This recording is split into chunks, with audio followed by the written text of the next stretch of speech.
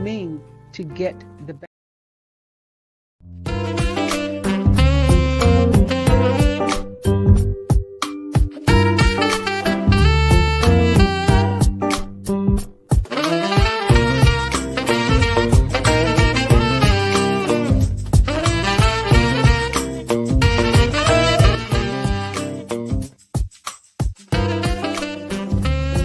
I'm Albin.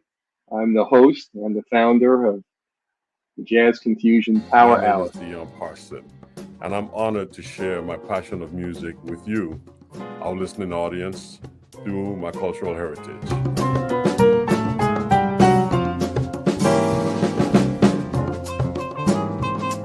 Things can change for you too. If you want to be brand new, that is absolutely possible.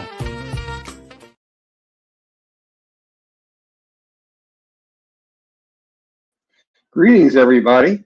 I'm Mel Albin. I'm your host for this evening's Power Hour. And every week, we bring you some of the most outstanding guests in jazz, jazz crossover, jazz R&B, soul, country, gospel, anything that intersects with jazz, we play on our station. So let me tell you a little bit about the Power Hour, a little bit about Source Radio Network. Power Hour, I created the show because I really thought it was important in today's environment that people have an opportunity to get to know an artist in an in-depth interview and play some of their music. Today, everything is in milliseconds, and artists don't get a chance to let you know who they are. And once you know them, it really makes a big difference because it enhances your understanding and love of their music. So that was the reason I created the Power Hour. So you get to hear their story, but also the music and how they go about the business of making music. A lot of people think that artists just go into a studio and sing, or they go on stage and they just perform, and it isn't like that. It takes years of work and dedication. I want you to get a better understanding of what each artist does to prepare the music and the shows that you love to see. The Power Hour broadcasts each week on the Source Radio Network, and we live stream in 4K and Dolby True HD. Source Radio is a nonprofit 501c3 radio station. We support jazz and, most importantly, Black minority micro businesses to help build scale so that they can get financed and they can get on the industry finance radar and ultimately create and increase generational transfer of wealth, assisting families and communities, not just with equality, but with equity. We depend on listener contributions, and artists also contribute because we help support them and they support us too. So it's mutual. We have to cover the cost of broadcasting, and our sponsors and donators make a big difference. So any contribution that you make is greatly appreciated. And remember, it's always tax deductible. Now, the Power Hour has had over 125 amazing artists, well-known and becoming well-known, musicians and vocalists. We've had Eric Roberson, Mesa, Brian Culbertson, Paul Brown, Raheem Devon, Reagan Whiteside, Alex Harris, Greg Adams, Tom Brown, Costella, Pieces of a Dream, Kamasi Washington, Keiko Matsui, Kim Scott, Mesa, I mentioned, Sheryl Crow, Billy Ocean, Annie Lennox, Dwelle, Costella, Marie Antoinette, Jay Brown, Miss Monet, Yulia, Blake Aaron, Terry Rollman, her, Celine Johnson, Aaron Stevenson, Mavis One Poole, the late Bobby Caldwell, Cecily, Jeff Bradshaw, Dion Parson, Tammy McCann, Jeff Beck, Eric Burden, Mickey Howard, and many others. This can give you some idea of the range of diversity in jazz and jazz crossover and the artists that we've had on the show. Tonight's no exception. We have a terrific special guest for you. Our guest is deep into the genre of urban adult contemporary music, infusing Afro-beats with R&B and soul. For those who grew up with the rhythmically soulful R&B of the late 80s through the early 2000s, I think you'll recognize a lot of this in his music. This indie soul man from New Jersey, whose introduction was the open-hearted New York City hit Radio from his 2007 debut album, Finding My Way. And he also has deeply expressed gratitude in 2013's Angelo Ray. He has been unapologetically a man on Eros's mission. His work produced the Billboard Hot R&B charter Thank You peaked at number 67, and his more recent exploration of love's dual-sided bittersweetness in 2020's Love with Three albums, one EP and two mixtapes to his credit. But this artist knows the history of R&B and soul icons, and has performed and has a show, an exciting show, featuring dynamic covers of the incomparable Sam Cooke, and he does it better than almost anyone else around. He's making soul live today and tomorrow. His homage to Cooke has reminded him that you can shake up music by mixing the old with the new. His work blends the mother continent's polyrhythmic Afro-beats with the emotional blood beats of Black America's funk, soul, and R&B. His latest releases blends his sonic rhythms and soulful lyrics into hybrid production grooves that distinguishes him from other artists who are really hypersexual, which is a trend of the moment. These are vibrant songs that he produces about love, written from the point of view of a husband and a father, still deeply in love and grateful for all he has been gifted. With his ongoing smash tour of Sam Cooke's legacy songs, appearing on such televised showcases as Apollo Live, 106 in Park, Showtime at the Apollo, and sharing stages with various legends on crowd pleasers like the Budweiser Superfest and the Soul Summer Tour. He has stayed true to his calling, so tonight I'm so delighted to have our special guest. So everybody please welcome Bradd Marquis. How you doing? Brad, how are you? Oh man, you almost made me catch a tear when you mentioned radio. Yeah, I've listened to your music since you started, pretty much, and it's a pleasure to have you on my show. It's a pleasure to be here. Yeah, thanks to our mutual friend Myron Ruffin. Yes. It was a wonderful man who helps promote and produce so many artists like yourself. And Myron's a wonderful, and any artist that works with him has nothing but praise to say about Myron. He's been good. He's been good to me since we've met.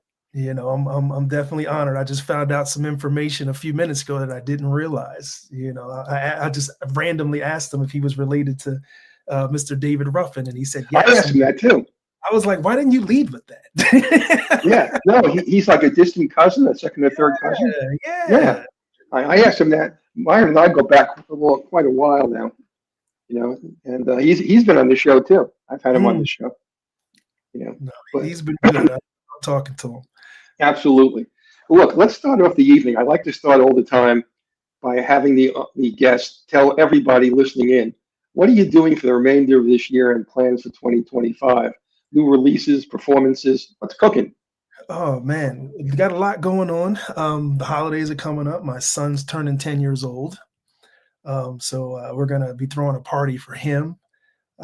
We purchased a new house, so we're going to be hopefully moving in. We had it renovated and all the HGTV stuff done. So hopefully we'll be moving in December. And gearing up for January, we have we're going back out on tour with Sam Cooke. So we're going to be down in those southern states, Texas and what have you, performing Sam Cooke starting January 17th. And for the rest of this year, I'm probably I'm promoting my new single Missing Piece. So that's going to be, I shot a video for that, and I started leaking it out on Monday, and different, so we'll see in the next 2 to 3 weeks, you'll see a lot of promotion around that. That's probably the year. I'm still debating. I have a whole Sam Cooke live album, and I'm debating on how I want to release it. So we're what's the debate? DistroKid or vinyl? Well, I'll throw in my 2 cents. Vinyl is the biggest selling medium for music today. Everyone's going back to it because I think the important thing is it's not digital, and you get a lot better tonality in the music. So I think that, and it's great to be able to sell at gigs. You can sign it. Absolutely, and I think it fits. It would fit. Sam Cooke vinyl, like it fits. So it does. It does. Yeah, so that's wonderful. Well, that's great. you know, I want to start off also by having you tell the audience a little bit of background of how and when music came into your life, your family, music in your household. Where did you grow up, and how did the family and particularly the place where you lived, how did it influence your musical choices? Well, that's a fantastic question. I grew up in Trenton, New Jersey. My grandmother had 10 children, Wow. and they all sang. Oh my goodness. And so they were all a part of the church choir. We had a family choir, literally called Family and Friends. And I always say we were like the Kirk Franklin Friends before Kirk Franklin and Friends. And the family would travel up and down the East Coast, to churches, performing, what have you. And so I came out the womb, hearing music and everybody singing. And my grandmother never had the radio stayed on all day long. It was on the AM gospel station. And, so I'm hearing, the Soul Stirrers, I'm hearing the quartets, I'm hearing, all the music, that shaped me before I even knew it was shaping me. So needless to say, they put me in the children's choir in church, and I got a lot of solos because I could sing. Like I was singing before I even knew I was singing. They threw me out there 4 or 5 years old, and I'm singing in the church, and it just kind of grew from there. I got away from it when I went to high school. I was an athlete. I wanted to play football. I wanted to play basketball. Singing was just something I could do. It wasn't anything I was kind of pursuing. And I wasn't going to church as frequently as I used to, because I literally had moved to Ohio. I moved to Youngstown, Ohio. And so I got away from that church foundation that had grew me up. But once I went to college, I started, I was just one of the, you singing for the girls, you're singing around, around kids, things of that nature. People hear that you sing. And then I got in a talent show. Well, I went to University of Cincinnati, and I got into a talent show. I went to a talent show. I didn't get into it. I went to a talent show. And they had more fashion skits than they had talent. It was a fashion show / talent show. And they had more fashion skits, and they needed one more artist to perform to close out the night. And so I knew the host, I knew the hostess, and they saw me in the crowd. They knew I sang, and they came to me in the crowd, and they asked me to perform to close the night out. And I said, absolutely not. I was like, absolutely not. You definitely seized the moment, huh? Yeah, I'm not doing this. I wasn't ready. I wasn't prepared. I was nowhere, in the mind frame of doing that. And a young lady that I was dating at the time, she looked over at me. I was sitting next to her, and she looked over at me. She's like, "Why are you being a punk?" She's like, "Why don't you?" she's like, "You sing to me every day." She's like, "Why don't you get up there?" I was like, "Singing to you and singing for 500 people is completely different." So I was steadfast. I was like, "No, I'm not doing it." So the end of the night comes, and they turn out the light in the auditorium. They hit me with a spotlight in the middle of the crowd. And I'm like, "Are you serious?" So I literally everybody is deafening. They're roaring. The whole crowd's roaring, deafening. And so I get up and I walk to the stage. I sit on the stage and I sing a Joe, No One Comes Close, a cappella. And that crowd was so loud I could hear I couldn't even hear myself think.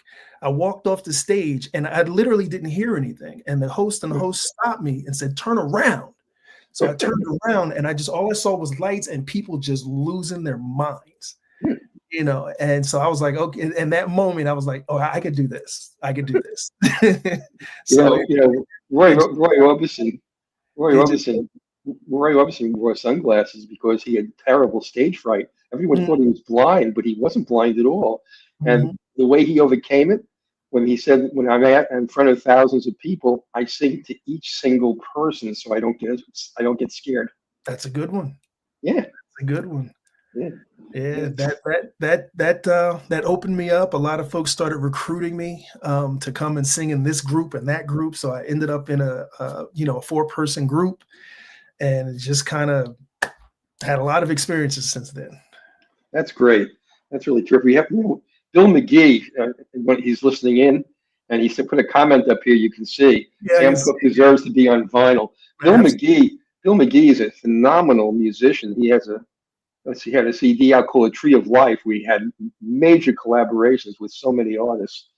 You know, he's a wonderful person, a great musician. So, Bill, if you're listening in, thanks All for right, Bill, listening in. I'll be checking it out, Bill. Thank you. Yeah, the Tree of Life. It's a great, great CD. So, okay, so that explains your family, explains school a little bit. But in college, did you pursue music studies, or what was your major? I eventually did. I came into college, communications, and then I went to College Conservatory of Music, University of Cincinnati CCM for audio and video production, electronic media. Okay, so you were on the production side. Yep, yep, yep. I Good. did that. Okay. But you know, I was asking you about some of your early musical influences. Mhm. Who was some of them by name? Um, I mean, in the 80s, in the 80s, it was Def Jam, it was, LL Cool J, Run DMC, Beastie Boys. On the hip hop side, that's kind of when my ears started to open up. I was always, we had the Quiet Storm, WDAS. So it was always Luther, Aretha Franklin. Anita Baker, Luther, Quiet Storm. That's what put me to sleep every single night. Luther or Anita, every single night. It was Whitney, it was Michael Jackson, Prince, Charlie Wilson, Gap Band. So it was a lot of those were my influence then. I fell in love with music literally is like when I decided I wanted to make music was when I heard Father MC and Jodeci. So when I heard that Jodeci sound, that's when I was like, oh, I want to do this.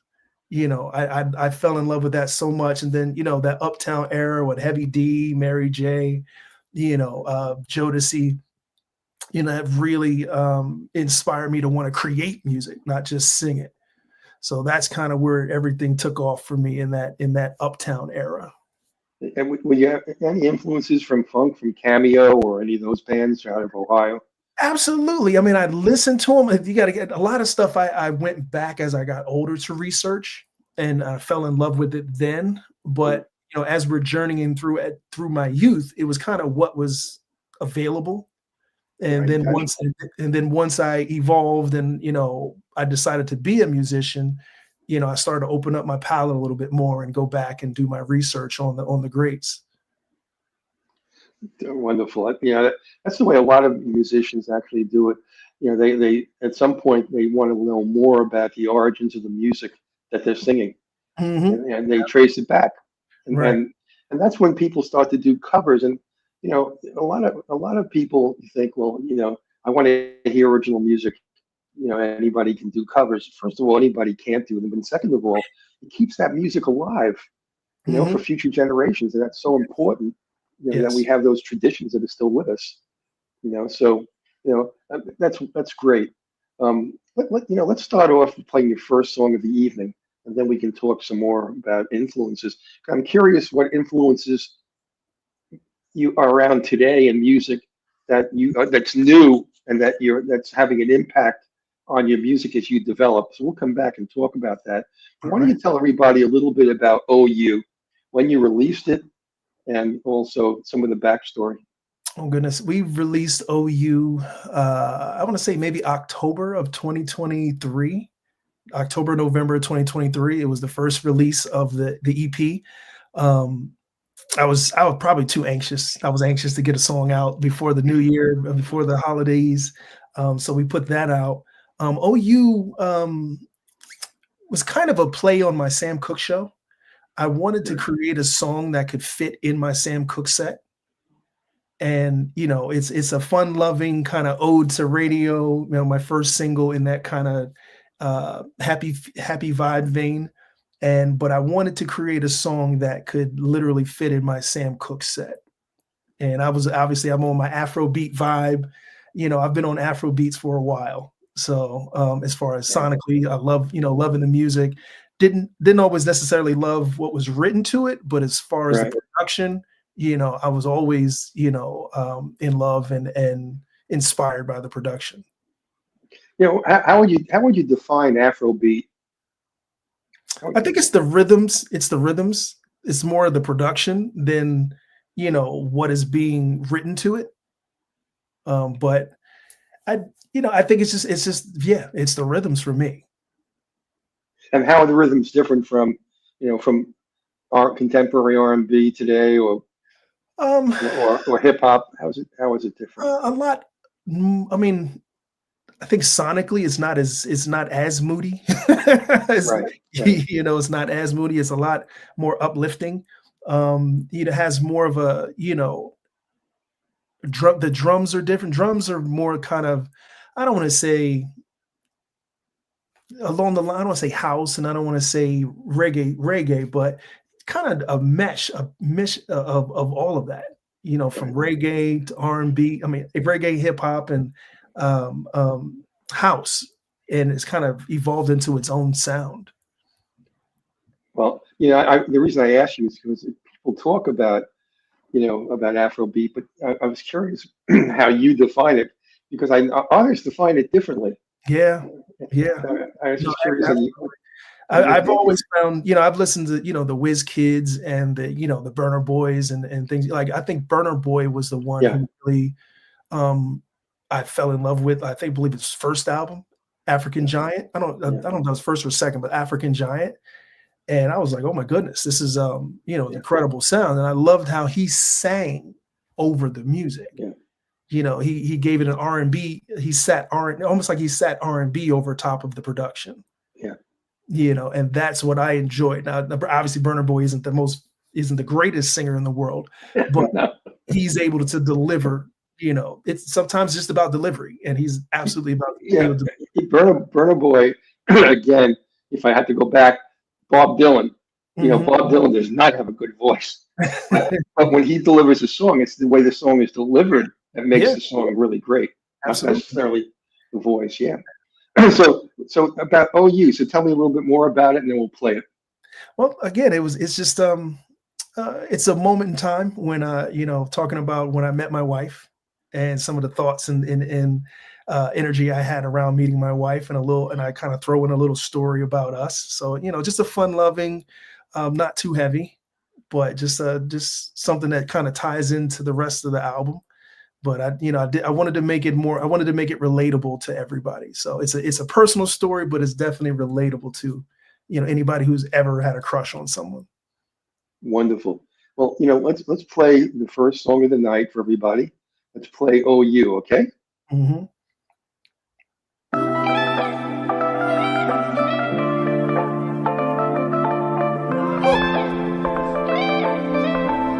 Only you, baby. Come on now. Check it out now. Every day you crossed my way, I was chilling, I was moving, I was straight. I was good and happy, but something about you drew me to. Lord knows I wasn't trying to fall, trying to stay low, not taking any call. I was focused on me and not love. I was cool, oh I was cool. Baby, you stayed on my mind, stole my heart, girl, it's a crime. Thinking about you every day, heart don't lie, can't run away. I can't hide my love from you, ain't no games, won't play no fools. Light my fire, you stoke my flame, with every breath you take. Oh baby, it's you. I want to feel my love, girl, I can't get enough from you. Oh you, baby, it's you who caught me off my guard, and girl, I fell so hard for you. Oh you, staring into space, reminiscing of our first time. And baby, it crossed my mind that you were my last first time. And baby, it was on. We were going from the gate. Ain't no shame. We roll our way. My life ain't never been the same since you came through. You came through. Yeah. Baby, you stayed on my mind. Stole my heart, girl, it's a crime. Thinking about you every day. Heart don't lie, can't run away. I can't hide my love for you. Ain't no games, won't play no fool. Light my fire, you stoke my flame, with every breath you take. Oh baby, it's you. I want to feel my love, girl,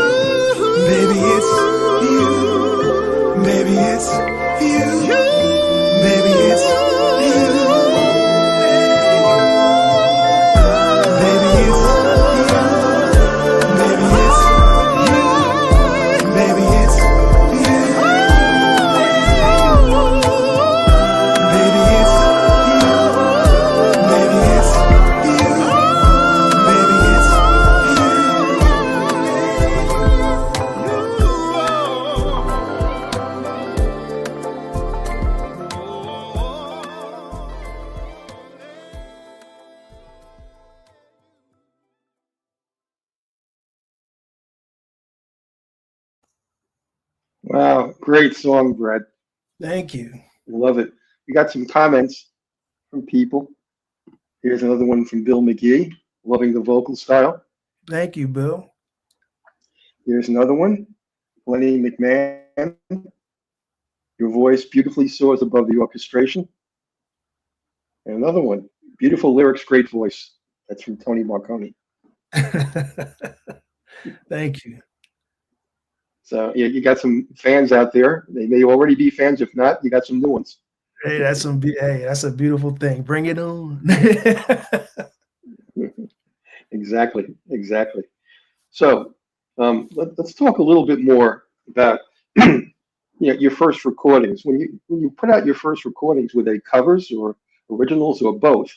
And also, how do you decide which covers to include and how they fit with your originals? How do you go through this process? And who were you working with on your first production? Okay. And how were you feeling when it first hit the airwaves? Okay. Well, that's layered. Let's start with when I first started recording, I was recording originals. I actually was working Cincinnati, Ohio. I was working with a production company that was a part of LaFace Records. And Angelo Ray, actually, Angelo was the producer who did my third album, Thank You. I actually met him in college, and he ran a studio in Cincinnati, and he worked for Babyface, and he wrote the song 24/7 by Kevin Edmonds. And he wrote a lot of songs for Jade, he did the whole Jade album, and he was he was a real big producer at that time. And I'm 18, 19-year-old kid, just off the street, and he allowed me to sweep his floors, like literally. So I'm in the studio, and he had a three-room studio with studio A, B, and C, and I was always working in B and C, hoping to get into A. I probably only time I actually made it to A was when I was writing songs for other artists. And so that's how my songwriting chops kind of, because I was, I wasn't doing anything. I wasn't signed to a record label. I was just a fly on the wall trying to get a break. And I had a voice. They knew I had a voice. I was singing backgrounds and I was writing songs for his other artists. And so that's how I started writing. And the funny part is I never got a chance to work with Angelo on my own personal material at that time. It didn't happen until the Thank You album was the first time he and I ever worked on my personal music. Wow. Almost like 15 years later, almost 15, 20 years later. So that was an amazing kind of full circle moment for me. Wow. Okay. So, but how do you do it? How do you, when you start to think about putting together an LP or an EP, Mm-hmm. Do you sit down and say, I want to have 4 covers or how do you do it? What's the process? It's something that I'm inspired. I don't recall. I'm thinking, I don't believe I've had any covers on my original albums or EPs. I did use the production of The Thrill Is Gone on my Love EP. We reinterpreted Thrill Is Gone by B.B. King, and I wrote an original piece to that music. But as far as covers is concerned, I'm more inspired by the production. I don't think I would ever, I've kind of saved the covers for talent shows or saved the covers for my live performances versus putting them on my albums or anything like that. So okay. I've yet to do it. Not to say I won't do it. I just have not run across the right song that I'm inspired by to cover. Wonderful. Okay, that's great. It's good that you focus on your own music, and and you're not moved either way by any of the music that's out there that you want to cover from your own recordings. I will say this: covers introduce me to the music business, the business of music. Covers, being on the Showtime at the Apollo Live, being on on tour, things that with certain individuals, like those covers is what endeared me to the audiences, is what kind of gave me my name. the fact that I was able to perform these songs and deliver these songs live, really inspired people to check out my own personal stuff. Right, absolutely. Yeah. Well, that's why I like to go back to the original music that you first put out. And a lot of artists mix covers with their first few originals because they're not used to, stepping out with their own music, and they feel they kind of a little bit sheltered if they try to mix something in that people already know. Yeah. So, but it's a bold statement, for you that you went out there with all originals. That's not often the case. I don't know if it was bold or I just didn't know enough. I wasn't as strategic as I probably should have been. I probably should have mixed in a few more covers. Well, look, I mean, it's worked for you so far, so keep doing what you're doing. What do you prefer more? Do you prefer studio recording or live performing? And I have some follow-up questions about that. Do you try out new material live first and then record? Or are you trying to? I'm trying to get the relationship between live performing and recording for you as an artist. Early on, it was a studio thing. Early on, I loved being in the studio. I mean, I still do. I don't love being in a studio by myself. And over the last few years, a lot of the studio has been just me, writing on my own. Part of what I loved about the studio was the collaborations. When I lived in New York, I lived in Brooklyn. I lived with an engineer, Coach East. And Coach East was one of the biggest, engineers, producers in New York at the time. And you never knew from day to day who was stopping by the studio. A major artist, a local artist, whomever. But he engineered, mixed, and mastered projects for all kinds of people. And when I started living with him, I was doing all the hooks for everybody.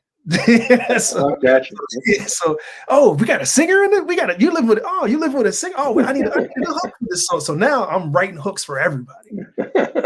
So it became Bradd and Coaches. He was mixing and mastering everything, and I'm writing hooks and singing all the hooks. And so that's how my name started to spread around New York. Before I actually got on the music, before I got into the performance scene.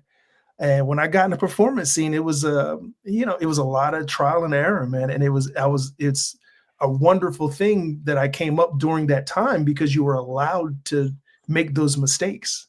There were opportunities, there were venues, there were, showcases, there were places where you could go and work out your live show. You can go and work out your song. You can see if your song resonates with the audience or not. Like a lot of time, I don't see that as much now. Now it's, ready made before you can get on that stage. Whereas at that time, early 2000s, man, we could work it out. We might get booed, but you had the opportunity to continuously come back and work your craft.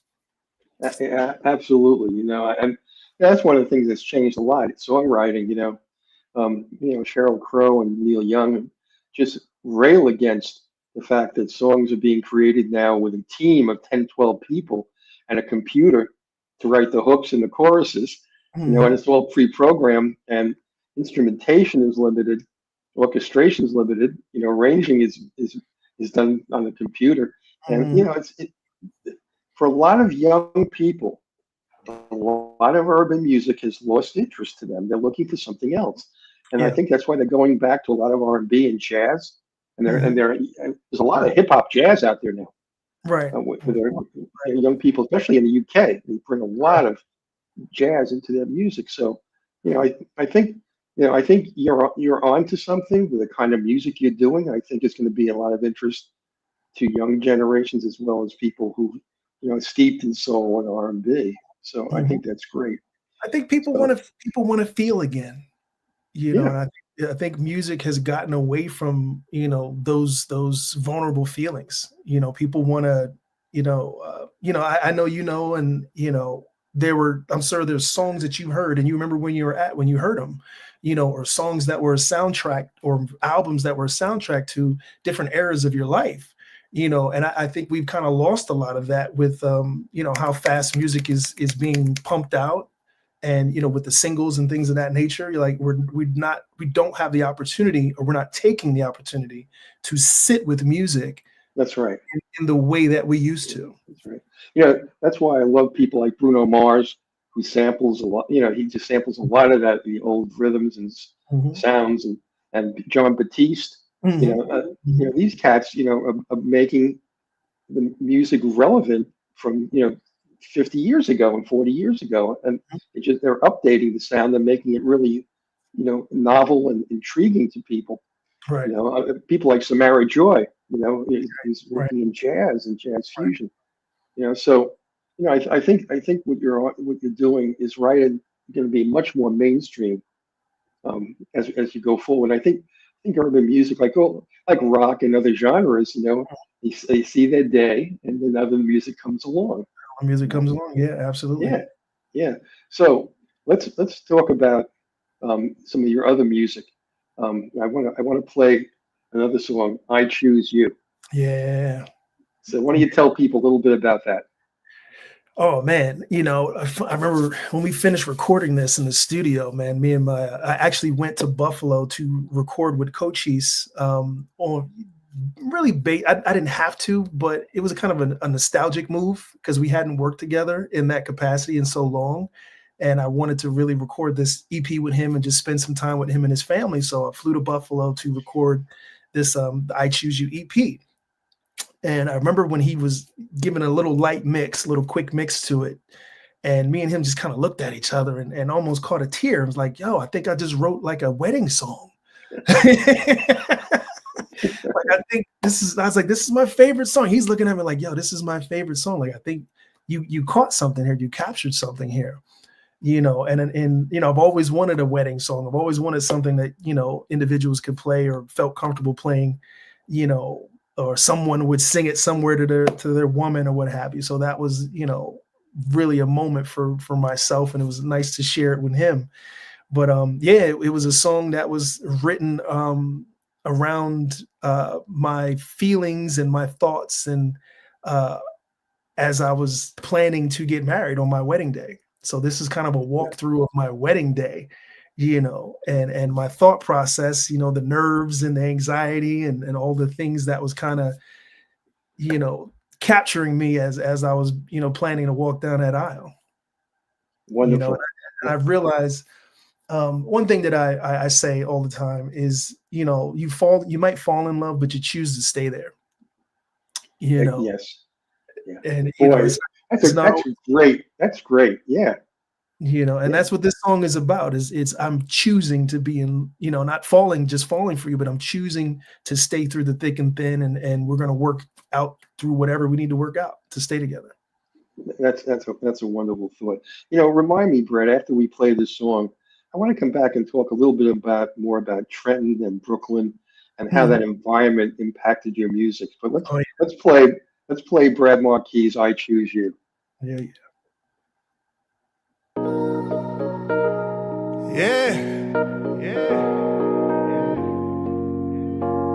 Back in my happy place, y'all.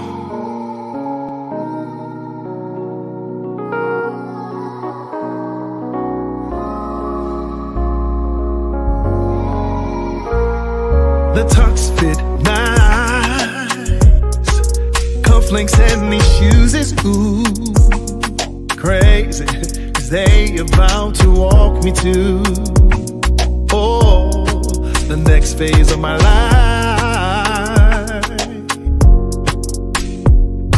My mind is blown, thoughts are racing everywhere, but my heart knows down that aisle is where I find everything I need. Love, I choose you. All the joys and pains, everything you bring, I'll walk this life with you. You mean all to me and more. They say in love's where we fall, but I say you choose, and I choose you. Love, my eyes are open wide, I vow to give my all. And when I have have no more, I know who I can call. We're walking love, stand side by side, yeah, holding hands. And when we've tried and tried and tried, we try again. I found love, I promise to sow and to care and live faithfully. Oh, love, here and now, I promise to hold and protect our love patiently. Oh, love, said I choose you. All the joys and pains, everything you bring, I walk this life with you. You mean all to me and more. They say in love's where we fall, but I say you choose, and I choose you. Love, how good you feel. You hold my soul with a kiss we seal, and I knew you were forever my lover, my friend. And I'll find you in the next after this life ends. Oh, oh, love, did I choose you? All the joys and pains, everything you bring, I'll walk this life with you. You mean all to me and more. They say in love's where we fall, I say you choose, and I choose you. Love, oh, love, oh, love, oh, love, oh, love, oh, love, oh, love, oh,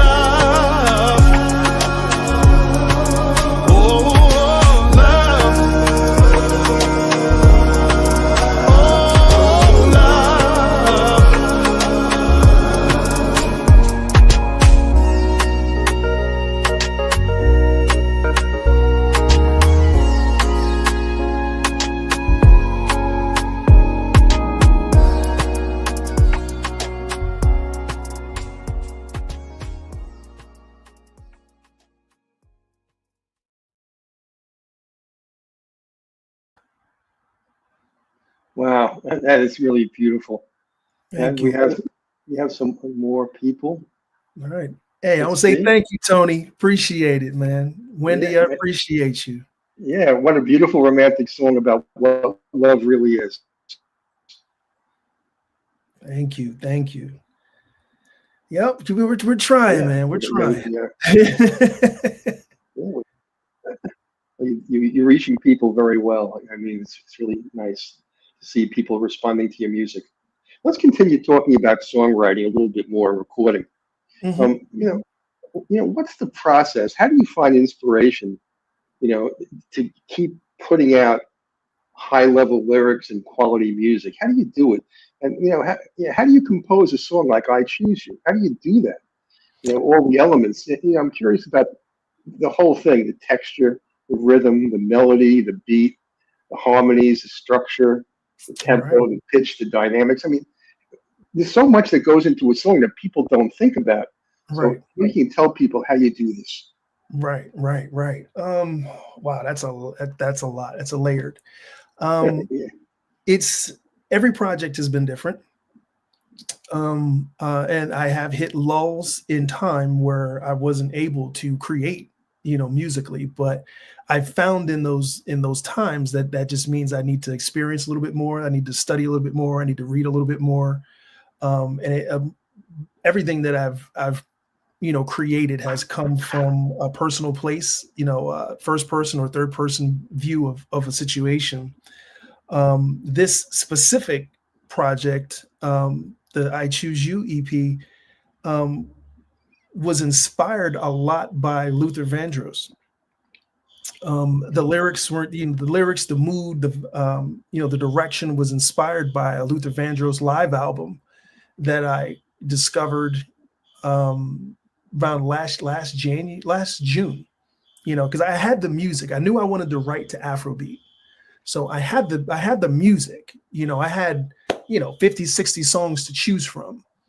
And I chose these specific 6 from that selection, because they had the mood, the vibe, the energy that I was looking for. But I really, I had another producer friend of mine, DJ Spank. He used to be one of the DJs on iRock Radio in France, and he used to broadcast from his basement. And I used to live with him. We used to broadcast from the basement. Again, another place where you just never knew who was going to pop by in Brooklyn.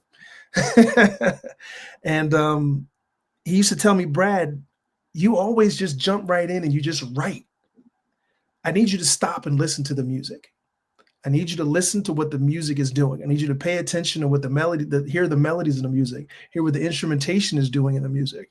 And then, from that moment on, that really started to help me meld what was, happening in the music to what I was writing. And on this project, that's one part of the process. And then I brought in my music director for my Sam Cooke show, Jerry Compere. And he really, I would put him in the room with anybody. He is one of the greatest composers. I say composers because his main thing is scores. He loves scoring things. He scored my Sam Cooke show. And that's why it's scaled and elevated so much, because he scored it like a movie. And he came in and he listened to the music. He listened to what I've written. And the next thing I know, he's taking instruments out. He's stripping it down. He was like, this doesn't match what you wrote.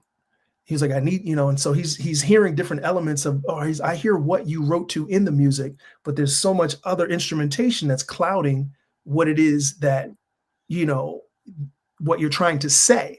And I can, even on I Choose You, I promise you, if I played you the original music, I could literally write another song to the original music of I Choose You, and it would be two different songs. Wow. That's how different it is. But, he came in, he played keys on it, replayed the bass on some of the things. Like he played on about 4 of the 6 songs on the EP. And he helped me produce, lyrically helped me produce a little bit of OU, the bridge on OU. But, just having those musical geniuses, those, creatives to come in, and again, back to the collaboration thing, to really lock in on things that can help elevate and take, these songs to the next level. I believe my best work has always come from collaboration, Herb Albert, the great Herb Albert, he said once, what makes a composition is not what you put in, it's what you take out. What you take out. Yeah. And I'm learning that less is more. Less, and the way that the way the song was produced originally, I Choose You, it was more of it's still an up tempo just from the BPM aspect of it, but it doesn't sound like it, doesn't feel like it, and and the original song did feel like an up tempo song. You know the movie Amadeus? Yes. Yeah. There's a great scene with Salieri, Mozart's, I guess, benefactor or his mentor. After he did Don Giovanni, he asked Salieri what he thought about it. Salieri was so blown away, but he said to him, too many notes. Too many notes. And Mozart looked at him and said, oh, really? Which notes should I take out?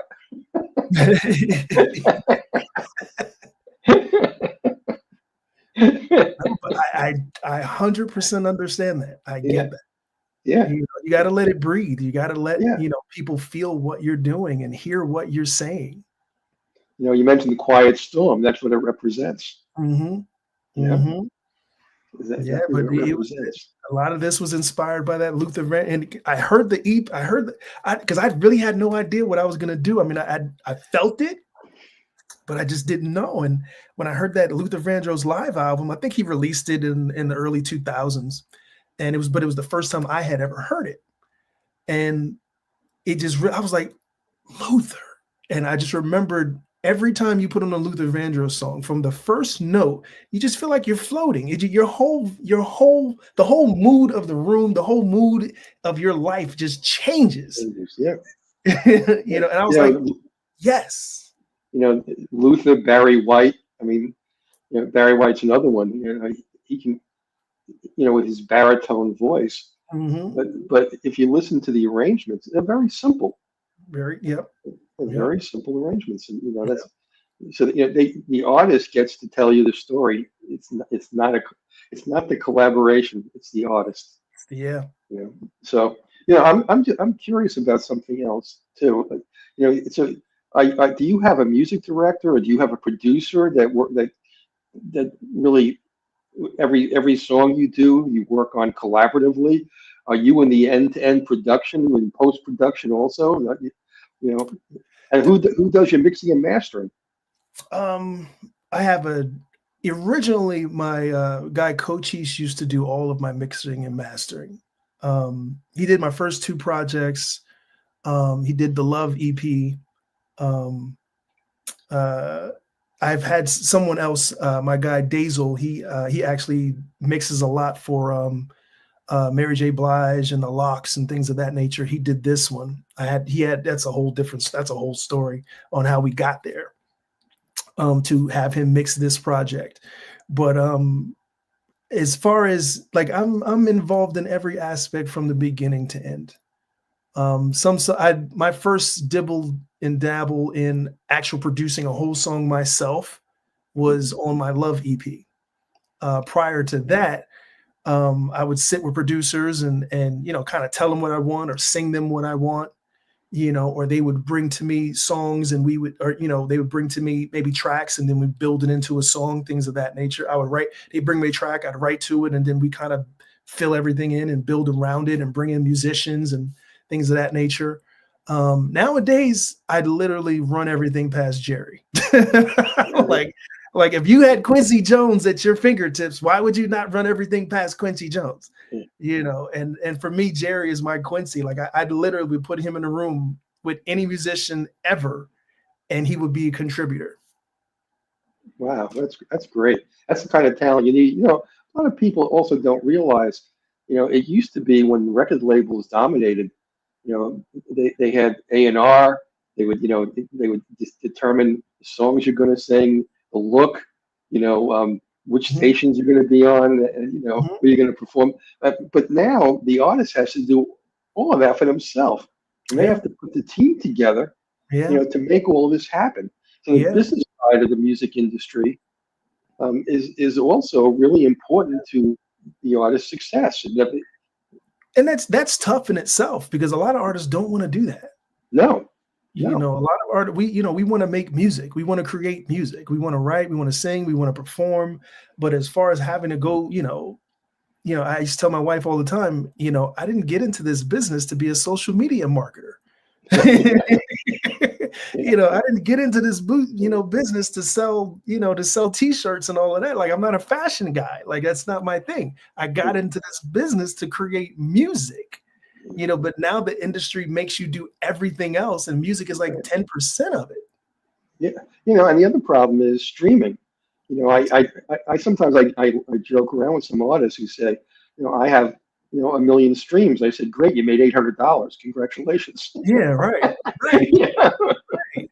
Exactly. Yeah, and so you have to be on the business side. You have to have the merchandise. You have to have the vinyl. You have to selling merchandise at gigs is a big portion of the revenue that artists make these days. Because unless you're getting 60, 70, 80 million hits, what they say at like one CD is like 200 streams. One vinyl record or one CD sold is like 200 hours. 200 hours, because you get 0.0008 cents per spin. So depending on what platform, sometimes it's 0.003. You depend on but that's why I'm saying if you have 1 million streams, you made $800. It's ridiculous. When you used to sell 1 million songs before, you made a good piece of money. Good piece of money. Absolutely. Yeah. So it's really changed a lot. I want to just talk briefly about Trenton, Brooklyn. How did this environment, did it influence your musical choices as you matured as an artist? I could say instinctually, Trenton, just growing up in the family that I did, and singing in the church and singing the way that I was singing in the church, how I sung was a huge influence coming out of Trenton, New Jersey. And my mom was a huge crooner fan, so she was always playing the Donny Hathaways. She was always playing the Luther Vandross, the Keith Washingtons, Howard Hewitts, the Glenn Joneses, the Freddie Jacksons, Peebo Bryson. Like that's what when I'm in the car with my mom, that's what I'm listening to, because those were all the right. So that truly influenced my style, and like I said, when I heard that what about clubs? What about clubs and places like the Blue Note in New York? I mean, you were a stone's throw from New York City. Did you hang out in that music scene at all? I didn't get to New York till 2005. Wow. Okay. Yeah, I didn't get to the New York scene. I started, like I said, I went to college and since I moved to Ohio, so my the club scene started in Cincinnati, Ohio. So Cincinnati, Ohio, I'm listening to. Cincinnati, they call it up south, because a lot of the influences in Cincinnati come from down south. Right. So it was a lot of Cash Money, No Limit. It was a lot of that heavy bass, and I would get a lot of music. Like my friends would bring me music, the mixtapes when the mixtape era boomed. My friends, when they visited, they would bring me a lot of the mixtapes from New York.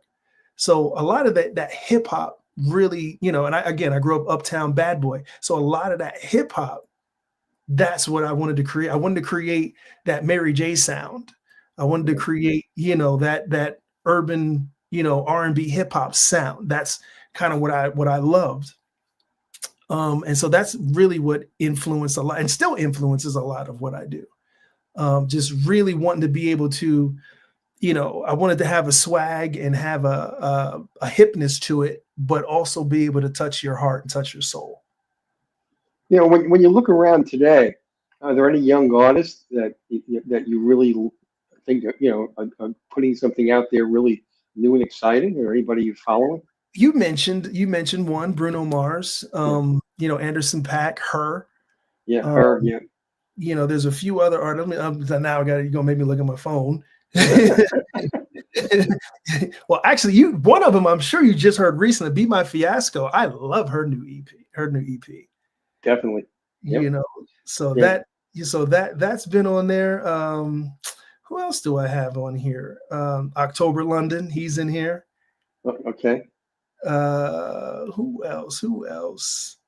There's one artist I've been listening to a lot lately. I'm trying to find her. Oh goodness! Now I can't find her. You can't find what you're looking for it.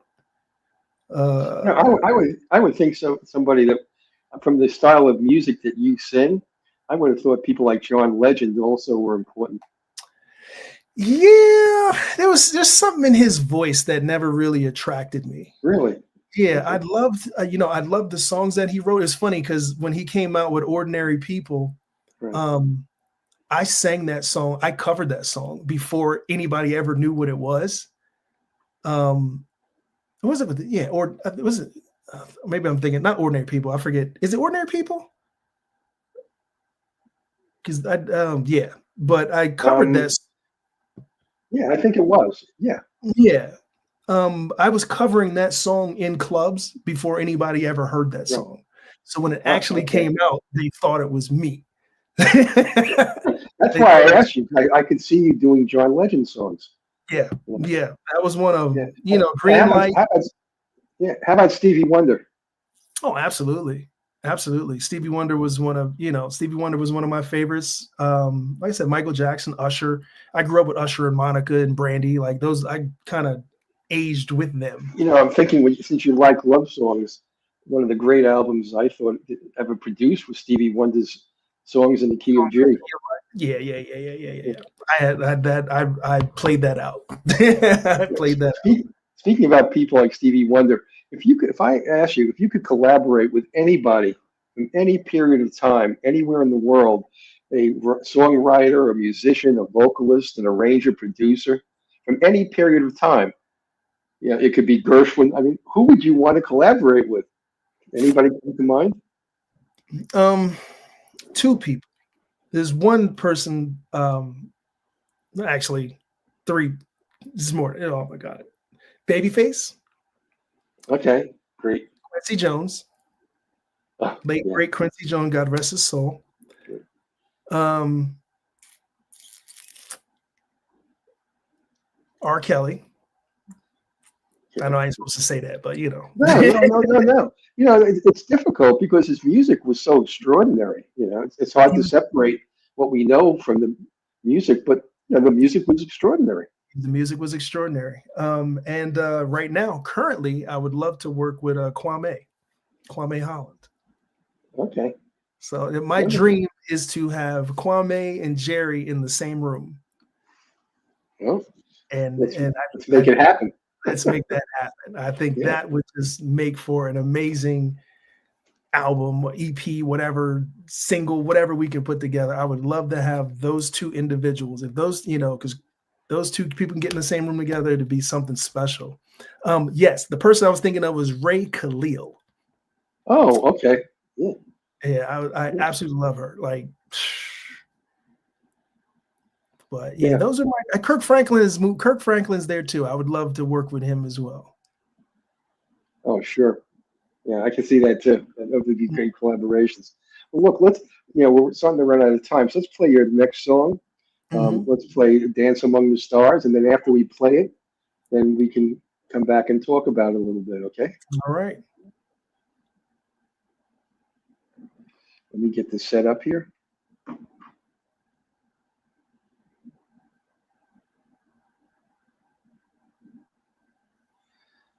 Here we go. Let's play Dance Among the Stars.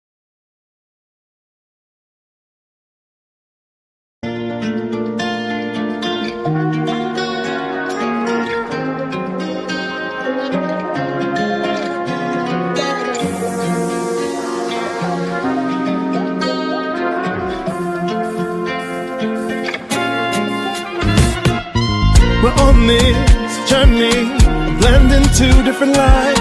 Who you are, who I am, who we became to survive. Shaped us, made us, now we're forming one at a time so far apart. Talking from Earth to Mars, but our love is locked in. It's nothing I would more.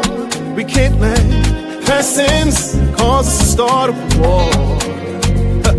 Together we'll soar through anything, navigate all that life can bring. That's what it's all, just you and me. A world where we're fighting, love can seem so far away. Seems so far away. When we're alive, there's not a moment in my day where I don't wanna hold you, soar to a far galaxy. And dance among the stars, when it's only you and me.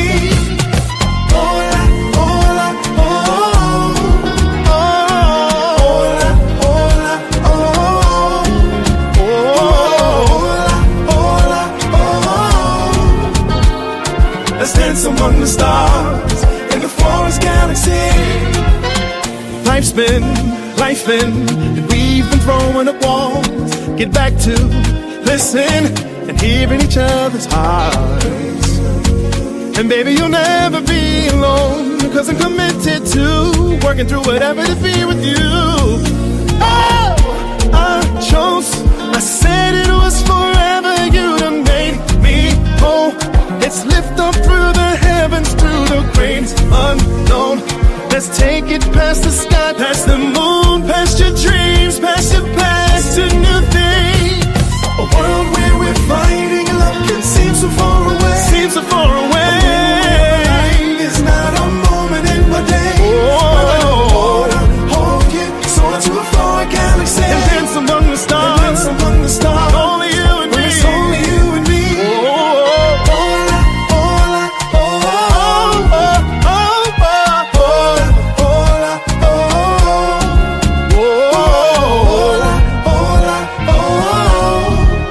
Among the stars, dance among the stars, in the forest galaxy, baby.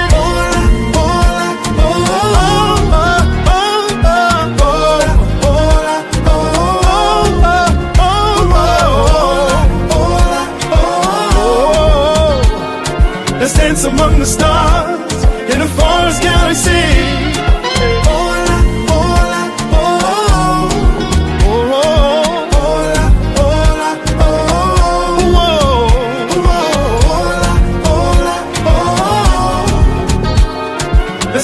among the stars in a forest galaxy.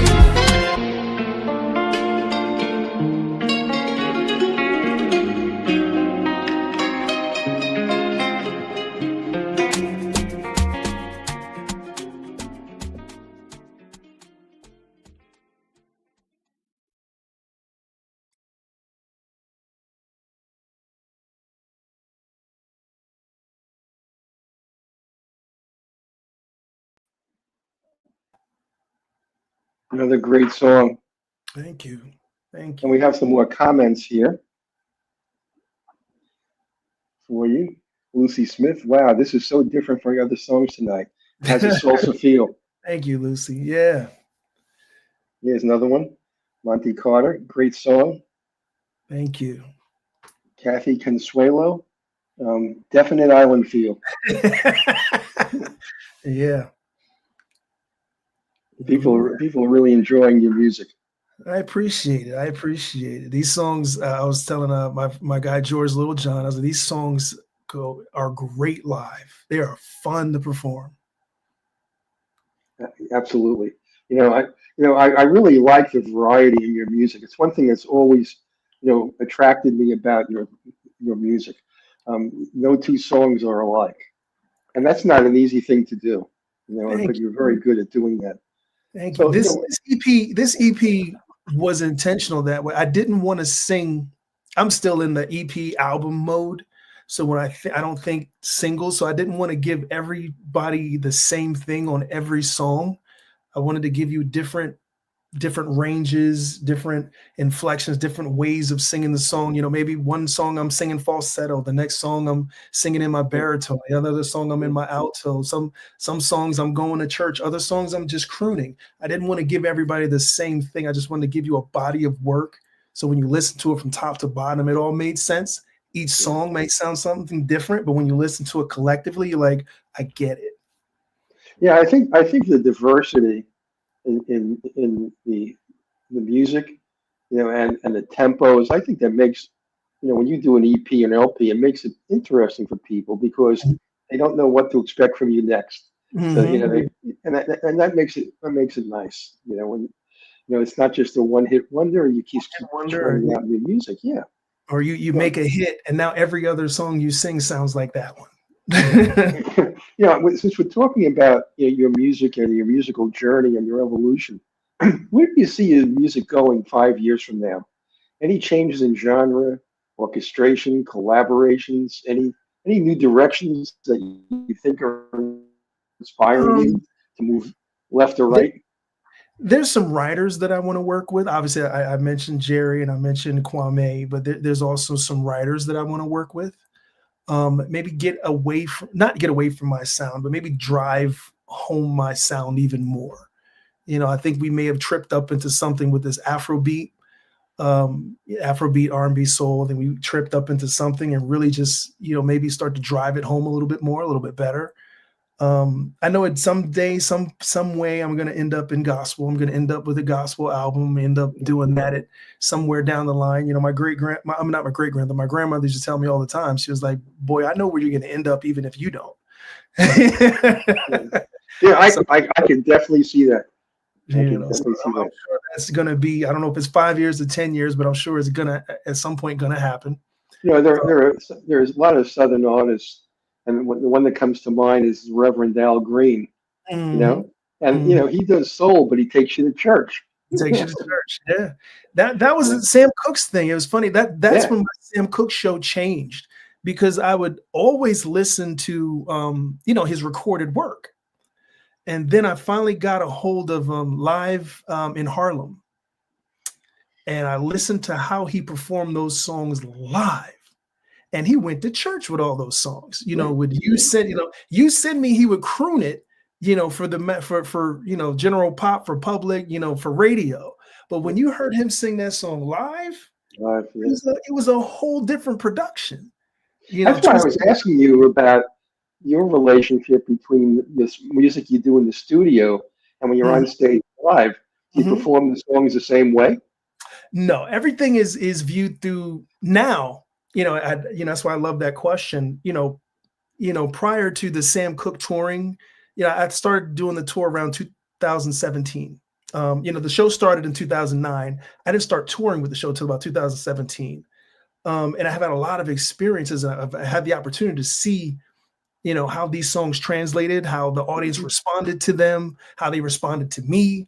It was my first time, I would go out on tour, but it'd be, short-lived. It wouldn't, and I'd be 1 song, 2 songs. It wasn't like a 2-hour production, and to really sit with this thing, with these songs and my performance and my delivery and things of that nature for 2 hours to see what works, and doesn't work.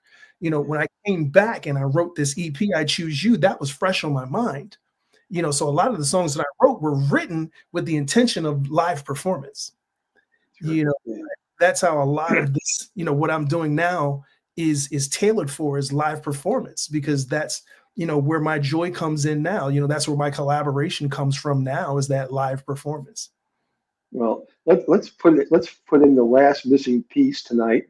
The song "Missing Piece." Yeah. Okay, and let me play it, and then we can talk about it for a few minutes to wrap up the show. Okay. Sounds good. This is "Missing Piece." Okay, let me pull down your artwork here. Mm-hmm.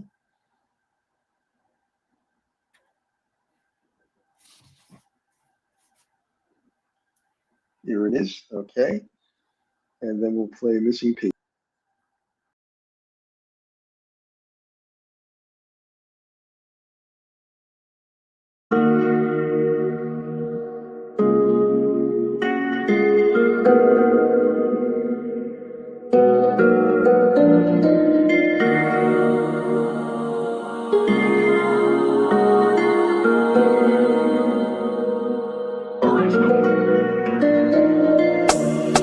You gave me perspective at a time where I felt like I just wasn't enough. You saw something different and still love me through it all, whether wrong or right. You bring out all the best in me. You're worth more than all the moments sacrificed in my life. You are my VIP, the woman I'll protect with all my might, my whole life. You are the missing puzzle piece to my forever feeling incomplete. You are the answer to the things I need. That's why you're the only one that completes me. Completely. Baby, you're mine forever. Baby, you're mine forever. You're mine forever. Forever and ever. Baby, you're mine forever. Baby, you're mine forever. You're mine forever. Forever and ever. I promise to protect your heart from the things that's in your past that left you with scars. I wanna do it better, baby. Tell me your love language, 'cause I'ma do it better forever, yeah. You bring out all the best in me. You're worth more than all the moments sacrificed in my life. You are my VIP, the woman I'll protect with all my might, all my life. You are the missing puzzle piece. My forever, baby. You are the answer to the things I need. Yeah. That's why you're the only one that completes me. Completes me. Baby, you're mine forever. Baby, you're mine forever. You're mine forever. Forever and ever. Baby, you're mine forever. Baby, you're mine forever. You're mine forever, forever and ever. The days and years of holding tears and finding my way. Girl, when you came along and made me whole, stronger in every way. I prayed for you, baby. Now everything's changed. There's not a time when I won't be the man that honors you, babe. You are the missing puzzle piece. You are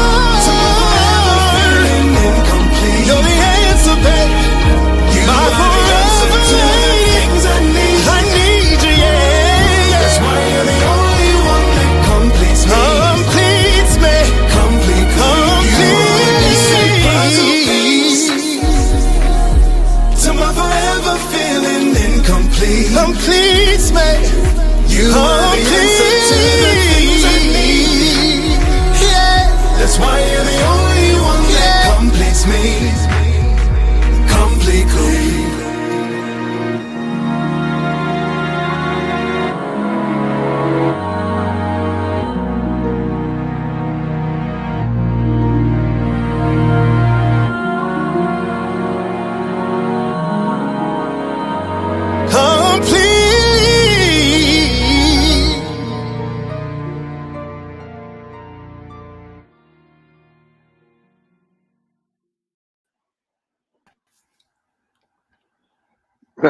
Great. Love that song. Here's some comments. Rocky Bronzino from the Trenton Hood to you, bro. Well done. Appreciate it. And here's another one. Tamika Scott. I love the Afro beat and your great voice. Thank you. Thank you. Another one, Samantha Carter. Love this song and your voice is definitely gospel ready. Yeah. Well, I don't think that's a hard thing. It was born there. definitely. Hey, Brad, there's so much more I want to talk to you about, but our time is way over.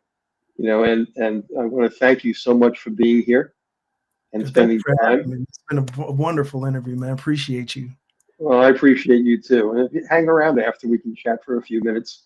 But again, why don't you tell everybody, where they can find your music, where they can become a fan, tell them a little bit about where they can find you. Everything is the same, man. Bradd Marquis, BraddMarquis. That's the .com. That's all the social media stuff. That's all the streaming things. Same name, BraddMarquis.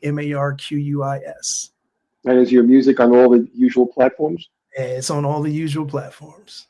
Wonderful. Well, Brad, I want to thank you again, and we'll definitely have you back on when you cut some more music. Oh, thank you, I appreciate it. You have a great evening. All right. Well, everybody, that was Bradd Marquis. Wonderful person, great music, great vocalist, great songwriter. And every week we bring you more and more artists. And I know you know a lot of them, and you love a lot of their music. Next week we have another great artist for you.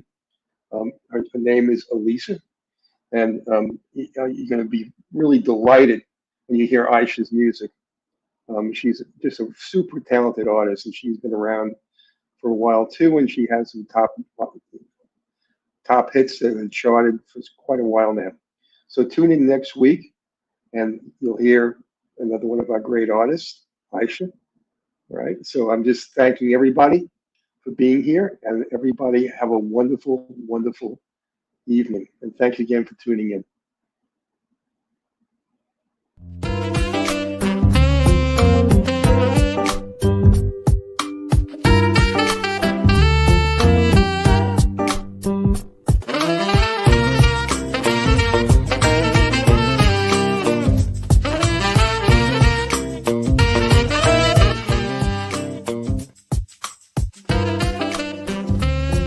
I'm Mel Albin. I'm the host and the founder of the Jazz Confusion Power Hour. My name is Dion Parson, and I'm honored to share my passion of music with you, our listening audience, through my cultural heritage.